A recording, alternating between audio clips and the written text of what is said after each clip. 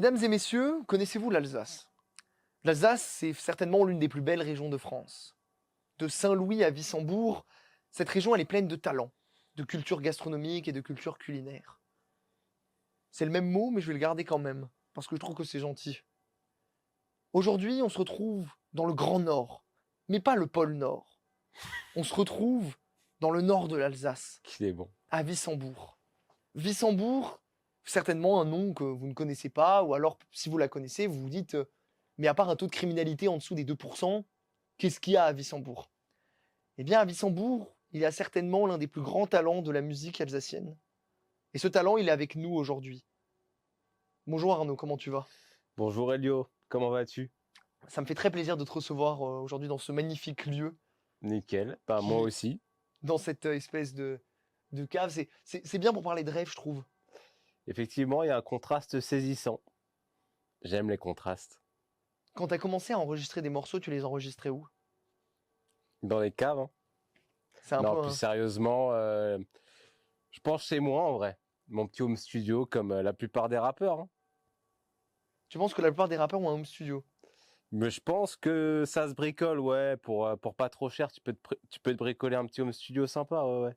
Parce que tu avais déjà les compétences avant de commencer à faire de la musique ou tu les as apprises en faisant de la musique? C'est en regardant des tutos, c'est en demandant conseil à droite à gauche.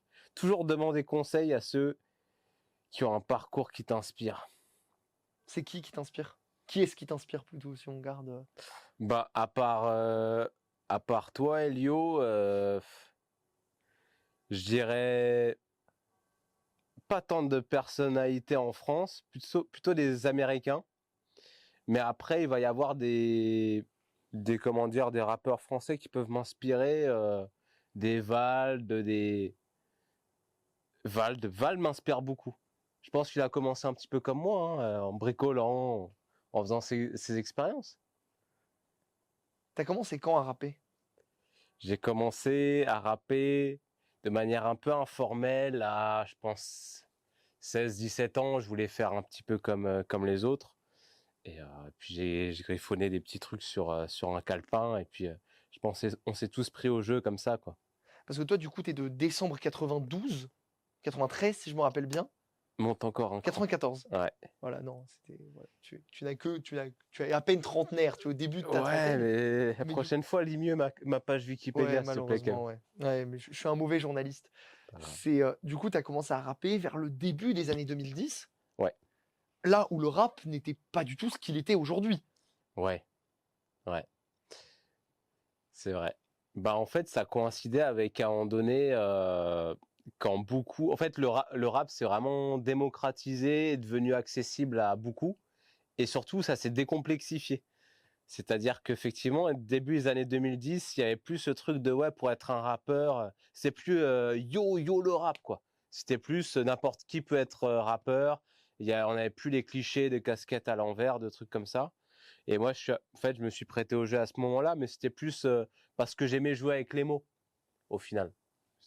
C'était aussi un exutoire. Et du Ouais, coup, quand dans le rap français, la grande vague de 2015 est arrivée, ouais, avec l'arrivée de la trappe notamment, qui a ouais. popularisé le genre, comment tu l'as vu arriver, toi qui écrivais déjà, qui rappais déjà, comment tu l'as vu arriver cette vague-là? Bah, moi, au début, j'étais un peu réfractaire presque, parce que j'étais assez école classique dans le sens où moi, j'ai bien suivi les années 2000, la deuxième partie des années 2000 avec du R&B assez classique. Et en fait, quand la trappe est arrivée, ça a un petit peu sonné la fin de cette période rap R&B que j'aimais bien. Et du coup, bah, quand t'as pas trop l'oreille, tu vas trouver que c'est relou quand en fait ce que t'écoutes commence à arriver en bout de course en fait. Mais depuis, je me suis dit, ah non, en fait, il faut que je réécoute et faut que je mette un petit peu mes affects de côté. Et là, j'ai découvert un petit peu la puissance de la trappe. Donc toi, tu étais plus R&B du coup. Ouais, de fou, de Du, fou. du coup, là, cette nouvelle vague qui arrive en ce moment, avec notamment Monsieur Nov ou même Dadju, qui était un petit peu Ouais, précurseur fin des années 2010, pour toi, c'est du même niveau, ce R&B-là? T'es toujours aussi fan ou quelque ouais. chose a changé? Bah après, Dadju, ouais, j'aime beaucoup. Monsieur Nov, j'aimais bien. Mais c'est vrai que, encore une fois, mes références sont états-unienne, donc pour pas dire américaine. Donc voilà, moi ça va beaucoup être les T-Pain, les Akon, quoi. Mhm. Les Neo, cette école-là. Et en fait, ce qui s'est passé, c'est que dans les années 2010, eux, ils se sont réfugiés dans l'électro R&B. Ça a signé leur mort, en fait, à tous quasiment. Et c'est là où la trappe, en fait, a supplanté cette école-là. Pour un peu expliquer aux gens, l'électro R&B, t'entends peut-être l'arrivée de l'EDM, on va dire, genre un peu pour l'EDM, pour donner des artistes un peu connus de l'EDM, on est sur Diplo, Tiesto Ouais, aussi, qui sont des DJ assez connus, même Avicii, ouais. qui malheureusement est décédé. Et tu penses que du coup, cette rencontre des deux mondes a signé la fin du R&B? Ouais, je pense qu'en fait, il y a eu ce qu'on appelle un peu le rap R&B, parce qu'effectivement, il y a le DM comme avec les artistes que tu as cités, mais tu as eu un espèce de rap pardon, électro avec les Black Eyed Peas, Florida, Pitbull, et ils sont très bons dans ce qu'ils font, hein. Mais le problème, c'est que tout le monde a suivi, et c'est là où, en fait, niveau succès commercial, ça a commencé à péricliter, là où effectivement les autres genres émergents, ils ont tout raflé. C'est comme ça que je vois le truc. Moi, je me pose une question. Oui. Comment un petit gars de Wissembourg, il peut être autant fan des Américains? Ben, mec, Internet, hein.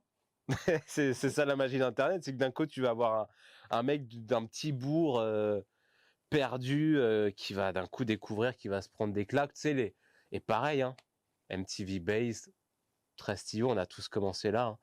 Si tu regardes les interviews de tous les rappeurs, c'est ouais, les mercredis après-midi sur MTV Base, quasiment tous. C'est ça. C'est quoi MTV Base? Bah, c'était une chaîne en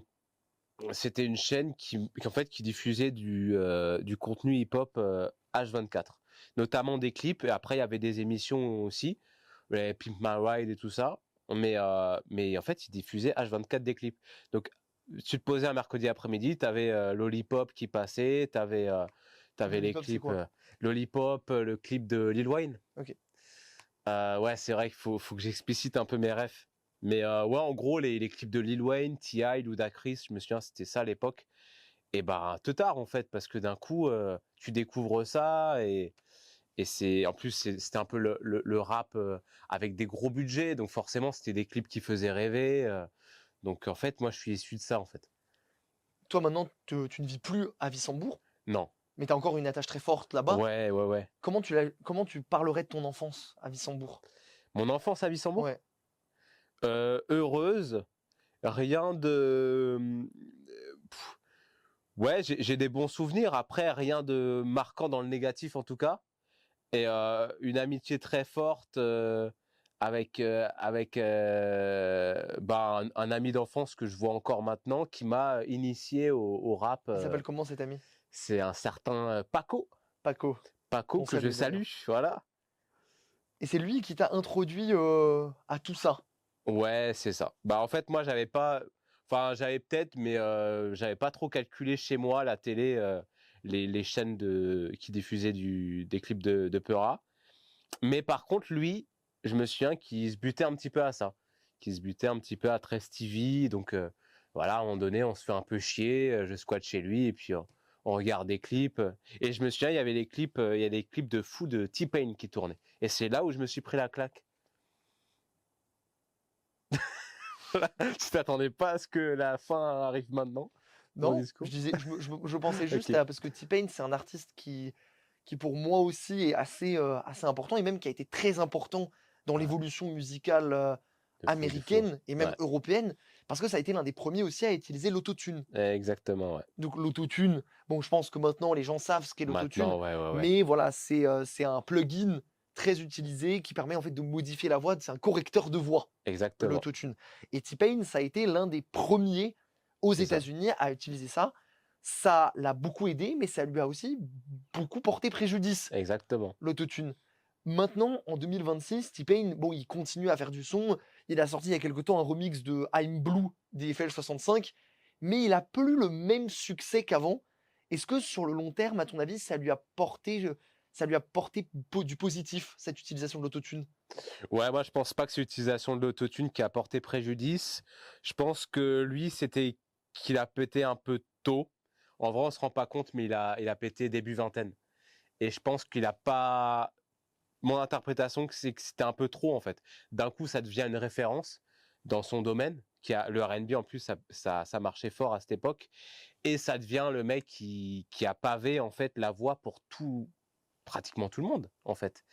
Et je pense que ça a été peut-être un peu trop pour lui, et puis c'est ça. Mais je pense pas. Il y en a qui disent que ouais, c'est Jay-Z avec Death of Autotune. Mais la preuve, en fait, l'autotune était qu'à ses débuts. Je pense pas que c'est ça qui est porté préjudice à T-Pain. Ouais. Non, mais C'est ça. drôle parce qu'on sent vraiment quand tu parles de lui, tu t'es même redressé. Ouais. Non, mais On mec, sent que c'est sérieux pour toi. de fou, On sent que T-Pain, de pour fou. toi, c'est fou parce que souvent, dans les gens que j'ai pu rencontrer ou même quand on discute de rap, c'est pas un nom qui sort très souvent, Mais bien sûr, T-Pain. bien sûr. Est-ce que pour toi, je vais expliquer mon propos, le terme de roi sans couronne, Ouais. c'est un rappeur ou un artiste dans son domaine qui a beaucoup apporté et qui a pas forcément eu la reconnaissance nécessaire? Ouais. Est-ce que pour toi, T-Pain, il fait partie de cette catégorie-là? C'est très difficile à dire. Je pense qu'il a quand même eu ses lauriers. Je pense on le voit pas forcément, mais pour le suivre encore un peu sur les réseaux, je pense qu'il n'y a pas une semaine ou allez un mois qui passe sans qu'il y ait un rappeur de la nouvelle génération qui le shout-out pas au détour d'une story ou qui reposte un son à lui. On se rend pas compte, même dans les remixes, il va y avoir beaucoup de sons qui vont référencer des sons à lui. Je pense aussi il a eu un petit peu un retour sur la scène médiatique parce que d'un coup il a commencé à chanter sans autotune dans des talent shows et tout ça, et les gens se sont dit ah putain, le mec il chante bien sans autotune. Et en fait les gens ont capté que l'autotune ne sert pas à bien chanter. Le mieux c'est de savoir chanter et utiliser l'autotune comme un outil, mais pas en mode je sais pas chanter donc je vais utiliser l'autotune pour on va dire corriger. C'est drôle parce que tu es passé très, très vite de Wissembourg à T-Pain. Ouais. Comme si tu avais voulu écarter un peu assez vite Wissembourg. Non, non, non, je dirais pas ça. Mais après, comme je disais, c'était vrai. Moi, j'aime bien cette idée de contraste, et j'aime bien me dire que dans mon univers, il y a des références autant à ma ville natale où il y a, enfin voilà, c'est 8000 habitants, c'est quelque chose de très calme. Et à la fin, et en même temps, j'ai un peu les rêves que les, c'est peut-être un terme fort ce que je vais dire, mais que les rappeurs américains m'ont mis dans la tête aussi. Parce que d'un coup, quand t'es un gars, on va dire, de campagne et qui découvre cet univers, ça te fout aussi des rêves dans la tête, en fait. C'est quoi comme rêve? Des rêves de brasser. Non, même pas tant. Mais c'est Pourquoi t'as fait un plus, signe avec les mains pour dire brasser? bah parce qu'écoute, je suis un mec de la gestuelle, moi. J'ai besoin de faire Mais, tout avec les mains. mais tu parles pas tant que ça avec les mains depuis le début de l'interview. Bah, Mais je sais pour dire pas. brasser, t'as utilisé les mains. Mais encore une fois, c'est les clips, hein, j'aurais pu faire ça aussi, hein.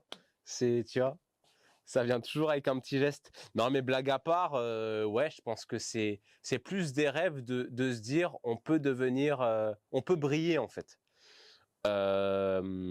Parce que je pense aussi quand t'es issu de campagne, je pense que t'as un peu ce truc d'être invisibilisé. Je crois que c'est ça le mot. Et parfois, ça peut être un peu pesant, en fait. Et je pense que justement, dans ces années-là, il y avait aussi, bien sûr, il y avait deux rappeurs français qui ont marqué. C'est la Section d'Assaut, le groupe La Section d'Assaut, et Orelsan.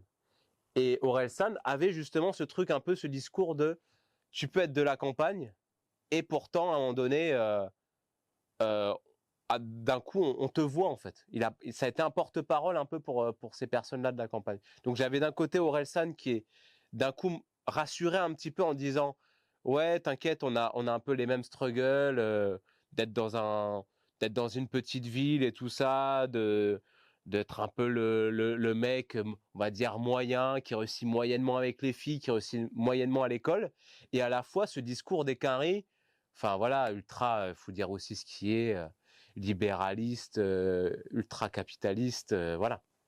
Donc tout ça, ça a été une influence, c'est sûr. Est-ce que t'as une anecdote sur Wissembourg? Sur Wissembourg? Parce que c'est une ville qu'on connaît surtout Ouais. parce que c'est une ville où voilà, c'est un peu, pour les non-alsaciens, c'est un peu considéré comme l'Eldorado alsacien où voilà, très peu de taux de criminalité, une vie très calme, très paisible. Wissembourg? Ouais, Ok, il y a des facts ouais. rentrent un petit peu en contradiction avec ce que tu viens de dire, Ah ouais, mais c'est vrai? ouais. Mais je pense, je vais même pas parler de ça. Mais Après, toi, tu es un local, tu t'y connais mieux que moi. ouais, Moi, forcément. malheureusement, je vois les Ouais, bien données sûr. de l'INSEE, mais Wissembourg, j'y suis allé malheureusement très peu de fois. Ouais. Et je pense que ta parole vaut plus que la mienne. Ouais, bien sûr. Bah, disons qu'il y a un mec qui vient de Wissembourg, qui a passé son enfance à Wissembourg et qui a fait du sale, du très sale. Ouais. Voilà, j'en parlerai pas plus. Mais effectivement, oui, c'est bah, comme toutes les villes de 8000 habitants, il y a, à part les chiens écrasés, bon, je dis chiens écrasés, non, il y a des vraies choses, bien sûr, qui s'y passent. Il peut y avoir, j'ai déjà entendu bien sûr, des meurtres, voilà, qui sont passés à 200 mètres de la part de mes parents. Enfin, voilà, il y a quand même des choses, il y a des réalités. On vit quand même dans un monde, enfin, le monde est ce qu'il est, donc même dans des bleds comme ça, tu peux avoir des dingueries en vrai. Mais c'est vrai que moi, j'étais un peu préservé de tout ça. Et les corps Et des chiens, on les met où? les quoi? Les corps de chiens, on les met où? Les corps des chiens Ouais. dans la piscine municipale ou je sais pas. On les mettrait pas dans la fosse? Ah putain, il fallait que tu places Alors, la ref. parce il faut, Shout alors, out pour ceux qui, à la écouteront fosse. le podcast, Arnaud porte actuellement, du coup, une très belle Mm. chemise à fleurs Ouais, et ainsi qu'une casquette avec écrit merci La pour la chemise. Fosse Voilà, dessus. c'est ça, Parce que tu n'es pas que rappeur, c'est mais ça, tu as fait aussi des battles. exactement. J'ai fait, voilà, je me suis initié au battle rap. Ça, c'est assez récent, ça fait 1 an de ça, et pareil, je kiffe, je joue avec les mots, ça met un petit peu de lumière sur moi, et voilà, ça rassure un petit peu mon ego de petit campagnard, voilà. C'est ce que j'allais dire depuis avant dans ton discours, il y a ce besoin de lumière Ouais, qui revient beaucoup. Quand de tu fou. dis la campagne, on était invisibilisés, Ouais, on avait ce côté-là un peu. Toi, quand tu es arrivé sur Strasbourg, ouais, parce que tu es arrivé il y a quand même pas mal de temps, effectivement, ouais, maintenant tu es ouais, un vrai Strasbourgeois. ouais. Comment ça s'est passé ton arrivée à Strasbourg? Oh bordel. C'était très compliqué parce que trop grand pour moi. Et ça me fait marrer de me dire ça maintenant parce qu'il n'y a pas une journée qui passe sans que je croise quelqu'un et tout. Mais c'est vrai qu'à cette époque-là, c'était trop grand pour moi. Encore une fois, quand tu viens, on va dire, j'aime pas dire de la campagne parce qu'à un moment, c'est. Mais il n'y avait pas rien là où j'ai grandi. Mais T'as pas voulu dire réducteur. ouais, c'est peut-être un peu réducteur la campagne. Pourquoi t'as pas voulu le dire? De quoi réducteur? Ouais, parce que t'as sauté le mot. Je sais pas, mec. Moi, même mon cerveau, il est passé tout de suite à autre chose et du Ouais. coup, ouais, il a skip Ton le cerveau, mot. il a skip Ouais, réducteur. C'est assez ouais, drôle. peut-être. Peut-être c'est un mot trop réducteur pour moi. Ouais, peut-être. Mais en tout cas, ouais, besoin de lumière, oui. Et puis Strasbourg, non, au contraire, a renforcé ce truc d'être invisibilisé. Carrément, parce que d'un coup, j'étais un X parmi les Y, quoi. Je rentre à la fac de droit, on est 150 dans un amphi. Non, c'est pas pour moi. Et à cette époque-là, loin d'imaginer que j'allais faire des scènes, j'allais faire des ateliers d'éloquence, par exemple. Par exemple. Par exemple.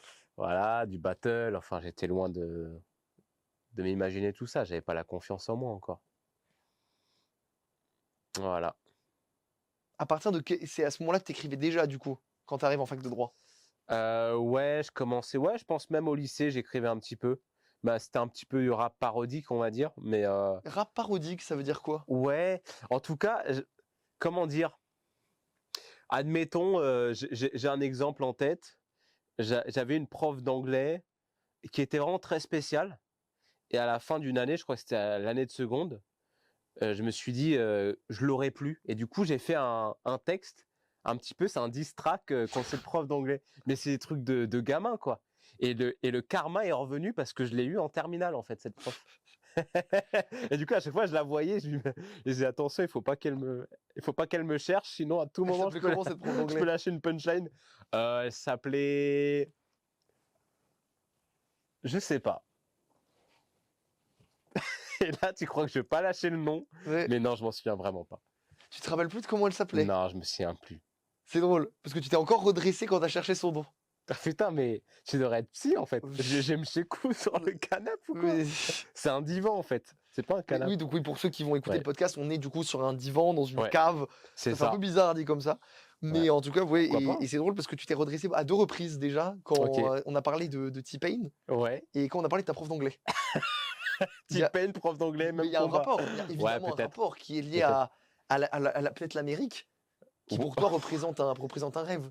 Ouais, oui, oui, oui. La transition est bien trouvée, ouais. Tu devrais faire intervieweur, mec. Ouais, peut-être. Ah, j'y pense. J'y pense.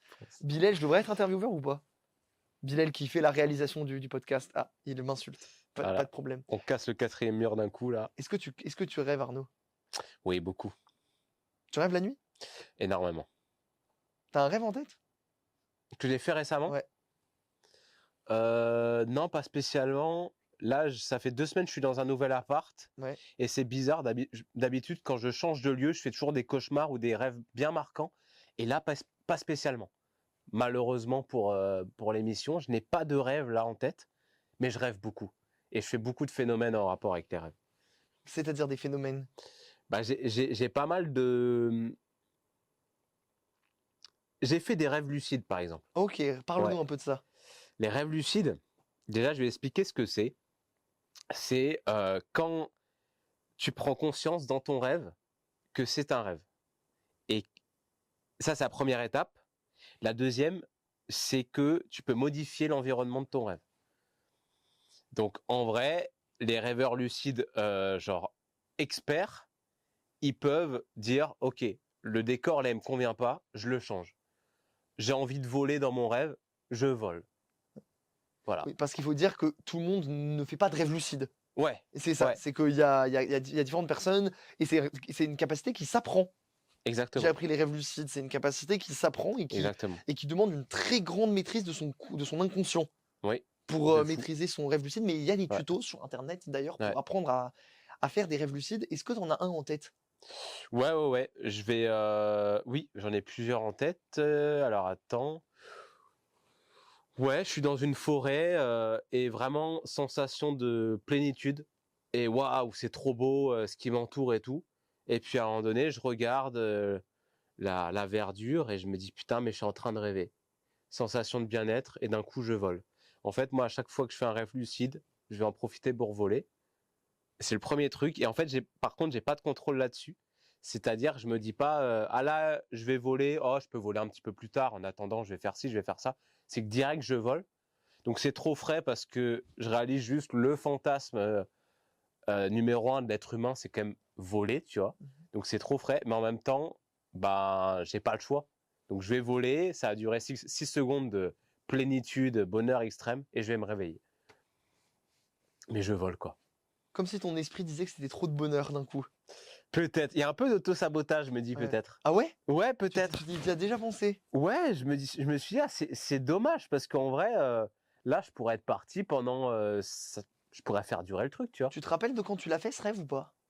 Euh, Ça m'est arrivé plusieurs fois. Alors, celui-ci, ouais, c'était, je pense, encore cette année. C'était tout début de l'année. Ok. Avant d'emménager dans le nouvel appartement ou pas? Ouais, bien avant. Ouais, ouais. Ouais. Ouais. Donc tu avais besoin de liberté. Ah, peut-être, C'est drôle peut-être. parce que tu vois, tu l'as dit, d'habitude tu fais des rêves marquants Ouais, quand tu arrives dans un nouvel appartement. ouais, ouais. Mais souvent les rêves, c'est un reflet de ce que tu vis, de ce que tu éprouves. Oui, c'est vrai. Ça veut dire qu'il y a peut-être aussi un soulagement. Ouais, Si tu fais plus effectivement. de rêves où tu voles dans ce nouvel appartement, Ouais. c'est que tu te sens libéré de quelque chose. Ça veut dire que j'ai pas besoin de Non, manifester t'as cette pas envie. besoin de te Ok. manifester. Bah, j'espère. Bah, oui, peut-être. Mhm. Peut-être. Mais alors là, pour le coup, je sais pas si ces rêves lucides sont vraiment en lien Il y a avec des toujours un lien. moments de la vie. Il y a Ouais, toujours un lien, Arnaud. oui, je suis d'accord. Mais je sais pas si c'était envie de liberté. Parce que là, ça fait quand même pas mal de temps où je me sens libre. Bien sûr, c'est plus compliqué que ça vu l'environnement dans lequel on vit, mais je sais pas si le lien est aussi obvious que ça. Mais tu as peut-être raison. Parce que tu penses qu'on peut pas être libre. Pour s'affranchir de toutes les conventions du monde dans lequel on vit, c'est très très très compliqué. Il y a quand même beaucoup d'obligations, beaucoup de contraintes. Après, moi, je suis plus de la team en vrai, faut épouser les contraintes et tu trouves ta liberté à travers les contraintes, tu vois. Encore une fois, on sent que c'est une question qui te touche, que c'est quelque chose Ouais, qui te démange, parce que tu t'es à beaucoup gratté. de choses. Tu t'es Ok. gratté au moment de la réponse. Alors littéralement, ça me démange, Ouais, quoi. ouais, C'est ça. littéralement, t'as Il un est truc fort. qui, Il est fort. t'as vraiment quelque chose qui est en rapport avec la liberté qui est très très forte. Moi, je D'ailleurs- t'ai observé aussi, mec. Ouais. T'es très observateur. Ah ouais, ouais, voilà. Mais oui, j'ai été observé. Voilà, il a Voilà. retourné les rôles, j'ai été observé. Voilà, voilà. Mais c'est drôle parce que c'est un thème, parce qu'on rappelle encore une fois que du coup, tu es rappeur, chanteur, Ouais, et tu as fait un album qui s'appelle L'île où les rêves débutent. ouais, bien sûr. À la fin de cette EP, si on peut appeler ça un EP, du coup, Ouais, tu parles de plusieurs choses de ta vie, de ton envie, bah, encore une fois, de liberté, mais surtout à la fin, tu t'en vas de l'île où les rêves débutent. ouais, C'est drôle, ouais, parce que quand on lit un titre du style, on pourrait se dire, ah, c'est sur cette île que tout va se passer. bien sûr. Et en fait, non, à la fin de l'EP, tu quittes l'île. Ouais. Tu parles avec ta mémoire et tu quittes cette île. Comment Mm. elle est venue, cette idée-là? L'idée que tu viens d'énoncer, Ouais, là, de vouloir quitter l'île, je pense qu'il y avait ce truc de, en fait, tant que tu es sur l'île où les rêves débutent, c'est que tu es encore un rêveur. Et à un moment donné, si tu as envie d'accomplir tes rêves, il faut que tu passes à un stade de je me mets dans l'action et je me confronte. Et là, d'un coup, ça peut être violent. Alors que l'île où les rêves débutent, j'ai l'impression que tu es encore un peu dans le cocon de l'idéalisation. Pour moi, l'île où les rêves débutent, c'est un peu les mercredis après-midi devant les clips. Voilà. L'imaginaire est nourri, mais il n'y a, pas de- il y a, pas, il y a rien de concret. mercredi devant les clips de T-Pain. Devant ouais, T-Pain, Lil Wayne et consorts. Est-ce que l'île où les rêves débutent, c'est pas un peu l'Amérique? Euh, peut-être.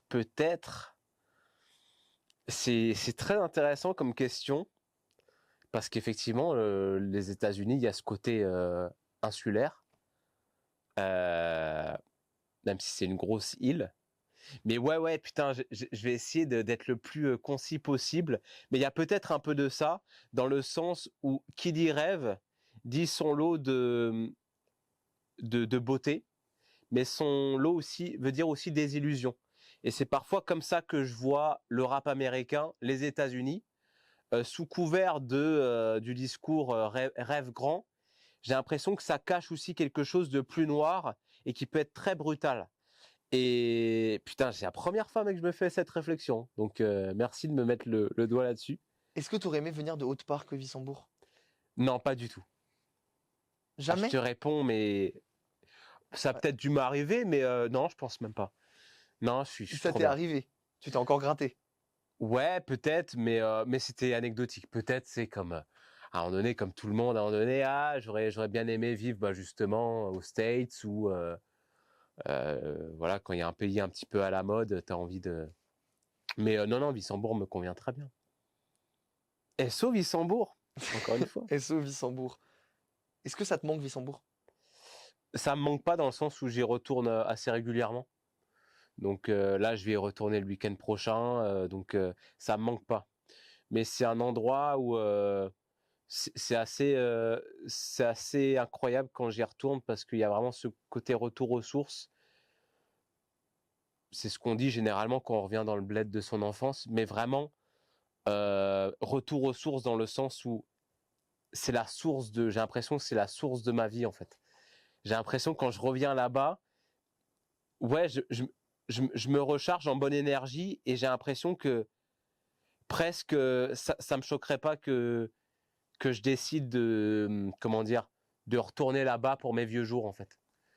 Comme on dit, hein, les fleuves retournent toujours à la mer. Ouais, c'est beau Tes, ça. tes parents sont toujours là-bas. Ouais, mes parents sont toujours là-bas. C'est une bête de ville pour les retraités Ah d'ailleurs. ouais? Ouais. Ah ouais. Et ça Ouais. se passe bien avec eux? Ouais. Ça se passe bien, écoute. Dieu merci. Dieu Ils merci, sont ça en se bonne passe bien. santé en plus, donc ils m'encouragent aussi dans mes projets. Donc ils me laissent mon autonomie aussi. C'est cool. C'est drôle parce que tu es très content de venir de Wissembourg. On Ouais. l'entend à ta voix que c'est vraiment une ville qui est très importante. Mais pourtant, tu jamais fait de son sur Wissembourg.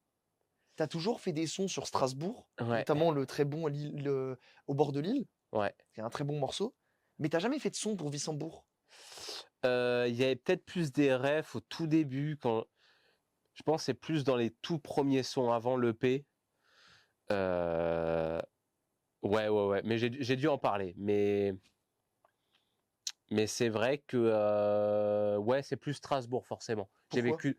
Bah, je trouve que les années qui m'ont quand même plus forgé, c'est à Strasbourg que ça s'est passé. Wissembourg a le côté sécurisant.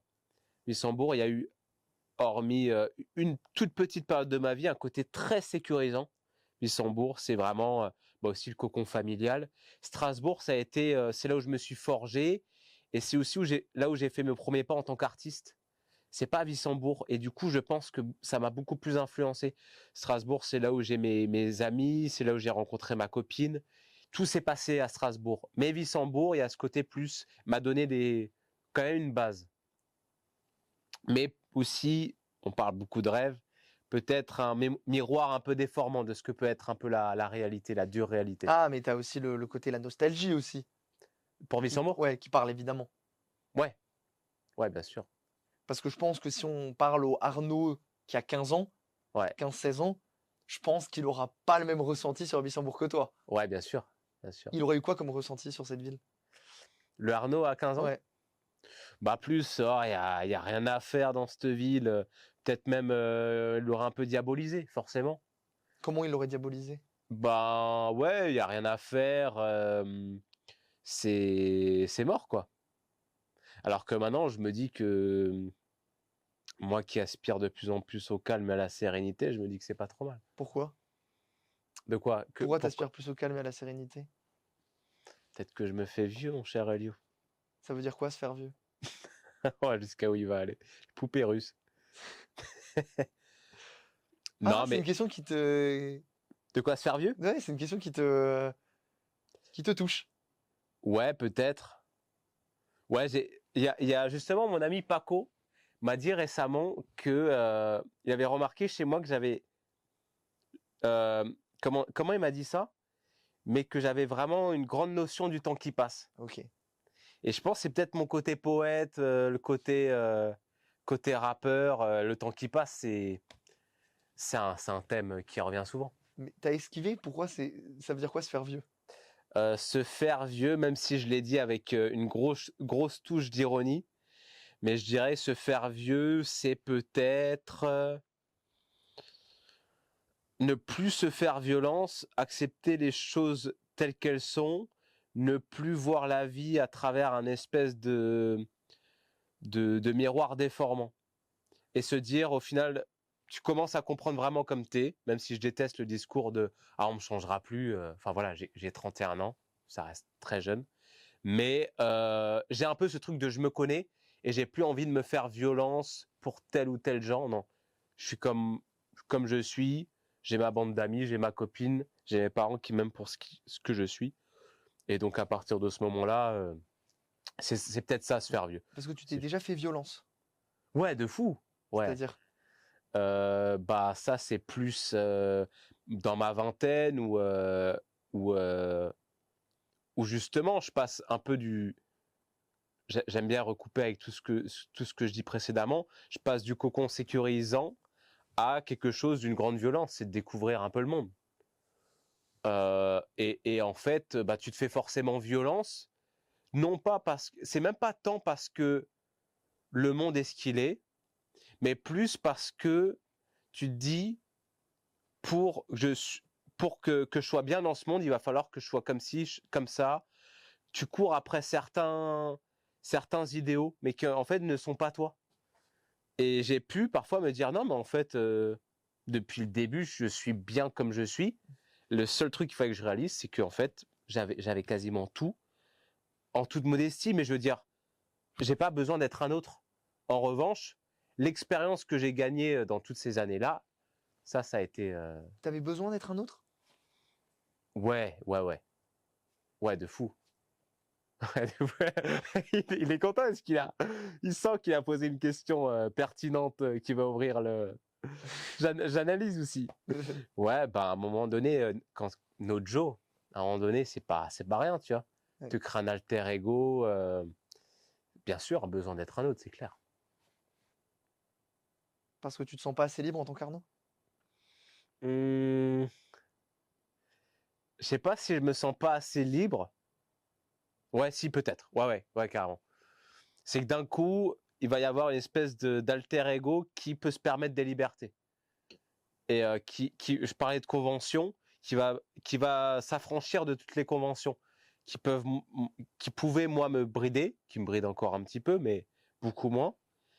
Mais là, effectivement, quand tu as un alter ego, tu te dis, sous couvert de la liberté d'expression, tu peux tout te permettre, en fait. Et j'ai pas fini d'explorer ce champ-là.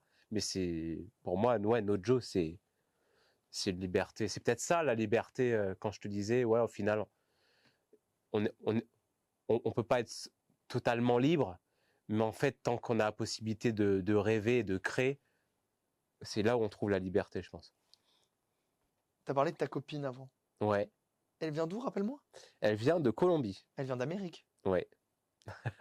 Amérique du Sud. Ouais, mais il y a toujours, tu vois, Amérique, ouais, tu vois ouais. qu'il y a un truc avec Ouais. l'Amérique, J'y vais Nojo. en plus avec elle dans 3 semaines en Il y a, Colombie. il y a un truc avec l'Amérique et Ouais, toi. peut-être. C'est peut-être ça l'île où les rêves débutent. Je te dirai dans 3 semaines, enfin quand je reviens de Colombie du coup. T'attends quoi de ce voyage? Je n'attends rien, parce qu'à chaque fois que je pars, j'aime bien me laisser surprendre, peut-être un peu trop, parce que du coup, j'ai pas anticipé certaines choses.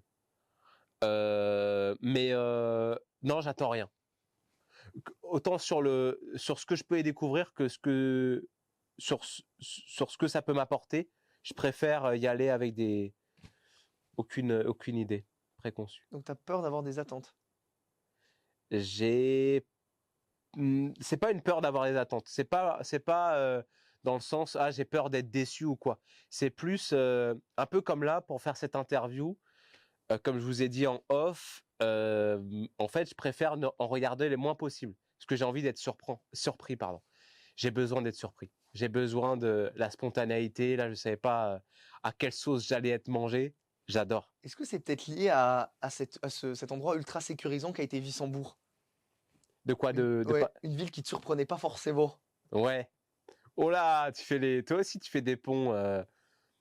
Wissembourg, ouais, ça me surprenait pas. Ah oui, d'accord. Ouais, peut-être. Petite bourgade tranquille Ouais, de c'est 8 sûr. 000 habitants. Ouais, bien sûr. Oui, peut-être. Peut-être. Je pourrais pas développer Oui, plus, non, mais mais t'as c'est pas peut-être raison. peut-être, Ouais, c'est. ouais, On est toujours influencé par son environnement. ouais, peut-être. Ouais, mais comment dire? Parce que justement, je suis surpris, tu vois, le fait de pas m'attendre, de pas anticiper l'interview, de pas anticiper la Colombie. Au contraire, je trouve que ça démontre plus le côté insécurité. Moi, maintenant, j'aime me mettre en insécurité. Ok. Ouais, bah oui, parce que mais c'est un peu ce que tu rejoins, le fait que tu voulu quitter Wissembourg, même le fait que tu as voulu te lancer dans la musique, il y Oui, a ce côté prise de risque, ouais, c'est ça. là où les rêves débutent. Ouais, c'est ça. Exactement. C'est le côté, d'un coup, je voulais. C'était peut-être une manière de rompre avec mon enfance, ce côté sécurisant, sans risque. Comme je t'ai dit, j'ai passé une belle enfance. Et je pense que l'enfance, à un moment donné, tu dois quand même, à minimum, à grand minimum, être préservé de beaucoup de choses. Et à la fois, ouais, parfois je me disais, j'ai pas été trop tête brûlée.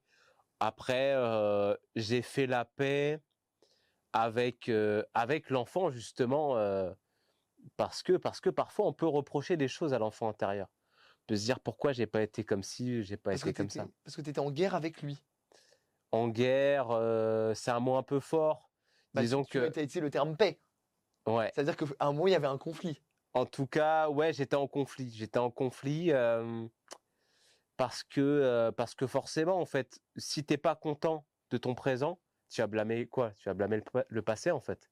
Parce que tu te dis, là, la personne que je suis me convient pas. Il aurait fallu que dans mon passé, je sois plus comme ci, plus comme ça. Est-ce que tu as un rêve que tu as fait pendant que tu étais enfant qui t'a marqué? Euh, un rêve, on peut parler de cauchemar aussi. Ouais, bien sûr. Ouais, il y avait un rêve un peu déstabilisant, un peu ténébreux, où j'étais dans un peu le parc où tu vas jouer quand t'es enfant.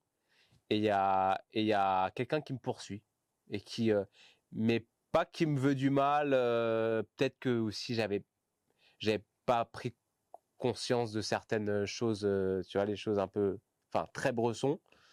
Donc je crois pas qu'il y avait des mauvaises intentions de me faire du mal à certains niveaux, mais plus de me pourchasser en fait. Et ça m'a marqué, mec.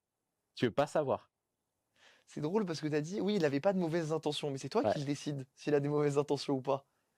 C'est dans ta Bah, tête. bah ouais. Et du coup, vu que j'étais enfant, j'ai vu ça avec aussi mes yeux d'enfant, donc je pouvais pas l'imaginer avec des intentions trop bressons non plus, tu vois. Tu sais ce que ça veut dire, ce que tu viens de me dire? Dis-moi. Le parc, ça veut dire que du coup, c'est un lieu que tu connais. Ouais. C'est un parc que tu connaissais. Ok. Donc ça veut dire que c'était quelque chose de familier. Mhm. La personne qui te poursuivait, elle te voulait pas du mal ni du bien. Tu n'avais pas d'image de ce que c'était. Ça veut dire qu'il y a quelque chose qui, pendant toute ton enfance, t'a pourchassé. Une peur, une envie. Ok. Et donc elle serait ni positive ni Non, négative, ça dépend de ce que j'en pas fais, quoi. forcément. En fait, c'est toi qui le décides. Hmm. Mais ça veut dire que pendant toute ton enfance, il y a quelque chose qui t'a mis la pression, qui t'a peut-être mis parfois la boule au ventre. Et ton cerveau, c'était le moyen de Ok. l'exfiltrer, cette chose. Ok.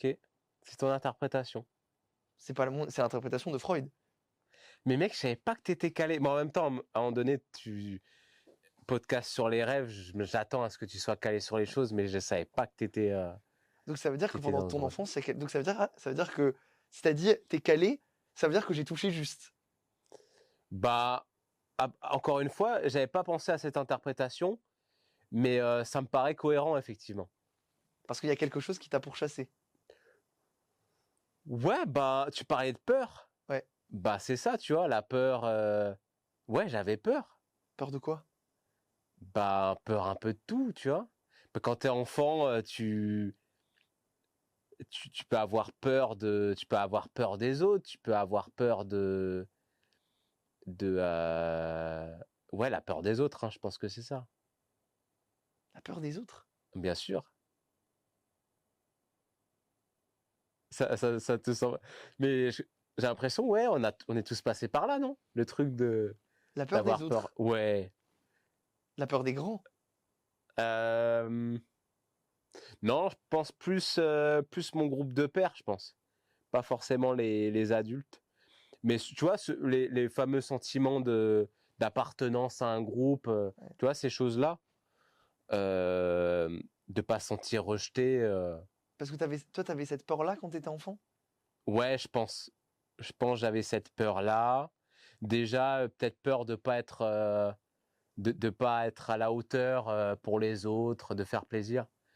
Et c'est pour ça que je te dis, se faire vieux, c'est peut-être c'est peut-être le moment où tu te dis, mais en fait, il n'y a pas à avoir peur, c'est juste, t'es quitté. Et en fait, une fois que tu trouves des personnes qui t'apprécient comme t'es, ah, ça, c'est la liberté. Ouais, t'as vu les ponts que j'ai fait là? Ah là là. Magnifique. C'était quoi ton rêve enfant? Mon rêve enfant, je sais pas. J'étais pas le genre d'enfant où c'était très clair de ce que je voulais, mais je pense à se manifester à travers mes activités. Je dessinais beaucoup. Je m'en suis rappelé il n'y a pas si longtemps, je dessinais sur des blocs-notes que ma mère ramenait du taf. Elle faisait quoi comme Euh, métier? elle travaillait dans la logistique Ok. chez Michelin. Donc elle était bien placée pour ouais, Qu'on salue. ramener qu'on salue. Pour ramener des blocs-notes, voilà, et en fait, je dessinais sur les feuilles, quoi. Des monstres, beaucoup de monstres. Et j'étais pas mal influencé par les mangas, donc je dessinais beaucoup. Bah, en fait, encore maintenant, je sais pas ce que je voulais faire quand j'étais enfant. Je sais même pas exactement ce que je vais faire maintenant. Mais il y a un truc vraiment qui est évident quand je fais la rétrospective, c'est besoin d'expression. Et un peu de vaincre ces monstres. Ouais, ouais, ouais, vaincre les monstres, ouais, ouais, de fou. Ils ressemblaient à quoi ces monstres? C'était, il me semble que c'était des humanoïdes. Donc c'était généralement, voilà, ils avaient une part de nos caractéristiques. mais il y avait quand même des caractéristiques qui se rapprochaient plus d'Alien ou en gros c'était je pense que c'était un peu influencé des BZ, genre Namek, des trucs comme ça, Petit Cœur et tout ça quoi. Est-ce qu'il y a des gens de ton entourage qui te faisaient peur quand tu étais enfant? De mon entourage? Ouais. Ouais, peut-être là pour le coup des adultes. Les enfants de mon âge, je pense pas. C'était plus le groupe, comme je te disais, mais il n'y avait pas d'individualité qui me faisait peur. Après, j'ai des mauvais souvenirs de certains adultes de mon enfance, ça c'est clair, qui devaient me faire peur parce que C'est-à-dire voilà. des mauvais souvenirs avec des adultes, c'est... C'est pas, non, pas Bresson. Ah non, mais c'est des souvenirs peut-être, ils t'ont manqué de respect? Ouais, de fou. Ouais, ils m'ont négligé. Et t'avais Ah quel ouais. âge à peu près? Et j'avais 4 ou 5 ans, ouais, je pense. Ils t'ont négligé. Ouais. Ça veut dire quoi? Bah, en gros, à un moment, quand tu veilles au développement d'un enfant, au bon développement de ses facultés affectives, de ses facultés cognitives, en gros, quand tu es instit, tu dois veiller à ne pas humilier, par exemple, cet enfant.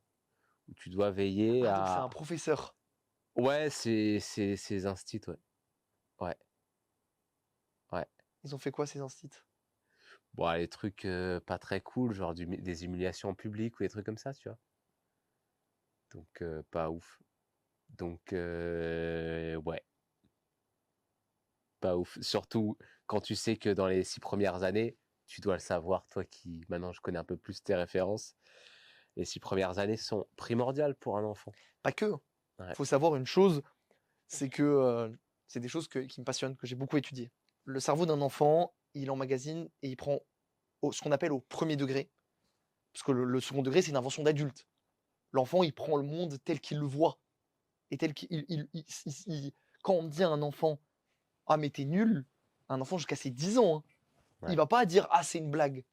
Il va se dire, ah je suis vraiment nul. C'est pour Mm. ça que souvent, les psychologues pour enfants disent aux adultes qu'il faut faire attention à comment on parle à un enfant. On Effectivement. parle pas à un enfant comme on parle à un adulte. Ouais. Parce que l'enfant, le second degré, il connaît Ouais, pas. bien sûr. D'ailleurs, le second degré, qui est une chose très française, le second degré, parce qu'il y a plein de pays dans le monde en plus qui n'ont pas de second degré. Ouais. Donc du coup, là, on fait Ouais. une petite parenthèse, mais on fait attention. Quand vous dites à un enfant, que ça soit votre neveu ou quoi, votre fils, je suis mort. Ah, je suis mort là de la journée. Attention, Il par va, exemple. il va réellement... Et je pense que même, tu vois, c'est pour faire le parallèle avec ton enseignante, je pense qu'elle n'était pas... Elle ne te voulait pas de mal. Mais je pense que tu as dû percevoir, et ça c'est de sa faute aussi, parce que c'est une adulte, elle a dû te dire quelque chose, elle a dû faire quelque chose qui, pour elle, je pense qu'elle elle était pas méchante, elle le pensait pas, mais elle a dû faire quelque chose qui a dû te blesser parce que toi tu l'as vu avec un œil d'enfant. Ouais, après, je pense, si tu vas par là, je pense que personne n'est méchant. Je pense que tout le monde est en souffrance. Tout le monde a des blessures. Et le mal volontaire, à part les personnes sadiques, je pense qu'il y a une infime partie de la population qui l'a. Effectivement, oui, je pense qu'elle s'est pas dit, putain, Arnaud, elle se levait pas le matin en se disant, Arnaud, il va déguster aujourd'hui, c'est clair. Parce que tu es en souffrance, toi? Si je suis en souffrance Ouais, maintenant? ouais. Non, Parce que tu as après, dit on est tous en souffrance. ah ouais, mais point de vue, vu qu'on parle de psychologie, de psychanalyse, plus dans le sens où, tu vois, on a tous des démons, on est tous en souffrance, dans le sens où, euh, où on peut pas être complètement en paix dans le monde dans lequel on vit. Tout le monde cherche à vaincre justement ses blessures d'enfance. Tout le monde, du coup, doit se faire passer avant les autres, parce que pour guérir ton enfant intérieur, parfois ça passe par les gars, mon enfant intérieur, il a mal là. Il faut que vous m'écoutiez, il faut que vous et, euh, et donc en fait, je pense que c'est aussi une des raisons pour laquelle j'ai l'impression que la communication n'a jamais été aussi compliquée que dans notre ère. C'est qu'en fait, là, tout le monde, comment dire, je pense on a la chance d'être une des premières générations à ne pas connaître de guerre, mais c'est très frais. Ça, c'est magnifique de se dire, putain, de l'histoire de notre pays, on est presque la seule génération qui n'avons pas connu de guerre, ni n'avons nos parents qui ont connu une guerre. J'ai l'impression que c'est un peu une génération de répit. C'est-à-dire une génération qui se dit, bon, faisons le point. Là, on a un peu le temps pour faire le point, il n'y a pas d'urgence, il n'y a personne qui veut notre mort en ce moment, faisons le point. Pourquoi c'est la merde?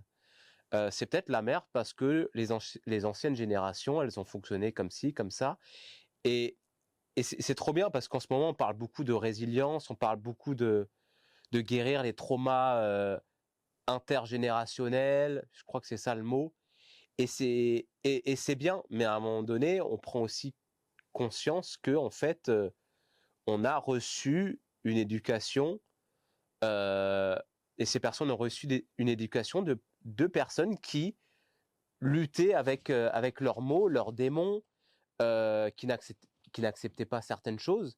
Et je pense qu'on est la première génération, et là je suis très optimiste quand les gens disent ouais, la génération, c'est foutu et tout ça. Non, on est la première génération à se dire bon, les gars, venez, on reproduit pas les schémas, mais il faut accepter que on est forcément en souffrance parce qu'en fait, la lignée là, en fait, on découle d'une lignée de personnes qui étaient en souffrance, de personnes qui, avec beaucoup de tabous familiaux, avec beaucoup de traumatismes, on découvre qu'il y a plein de gens qui ont des comportements inappropriés, et là, on peut enfin se dire non, il faut que ça stoppe, quoi. Mais il faut accepter que, ouais, on est en souffrance. Et je pense que c'est pour ça que on a du mal à communiquer. On a l'impression qu'un peu tout le monde se crie dessus. C'est que, à un moment, on a l'idée que, allez, on peut être heureux, on peut vivre dans un environnement bienveillant et tout ça. Et à la fois, on a tout ce poids qu'on garde sur les épaules, en fait. Voilà. Qu'est-ce qu'on peut souhaiter à notre Joe? Qu'est-ce qu'on peut souhaiter à notre Joe? Ça donne soif, hein. Ouais, la réponse, frère, je m'attendais pas à faire un exposé. Que je trouve des moyens d'expression qui me permettent de satisfaire ce besoin de partager, qui permettent de satisfaire. Je savais pas comment conjuguer satisfaire au subjonctif. Satisfasse. Qu'il satisfasse. Ouais, qu'il satisfasse, admettons, les besoins de reconnaissance et un minimum de confort économique. Voilà. Ça, c'est ce qu'on peut souhaiter à Nojo ou à Arnaud? Pareil. C'est la même personne? C'est la même personne. Ils sont devenus la même personne. Ouais, ils sont devenus la même personne. Ouais. Ils ont toujours été la même personne. C'est vous, parce que c'est pas ce que tu me disais avant. Ouais, mais ça, c'est ce que je te disais avant. C'est il y a une demi-heure. C'était il y a une demi-heure. Des choses, elles évoluent vite. En 2026. On a fait une scission incroyable ensemble depuis. La fusion plutôt en direct. Ouais. Bah, merci Arnaud d'avoir été avec nous. Merci à toi, Elio. C'était cool. Merci à tous d'avoir suivi cet épisode de Dans ton rêve, l'épisode 3 déjà. Hein, le temps passe vite quand on est heureux. N'hésitez pas à vous abonner à l'Insta de Nojo le vrai.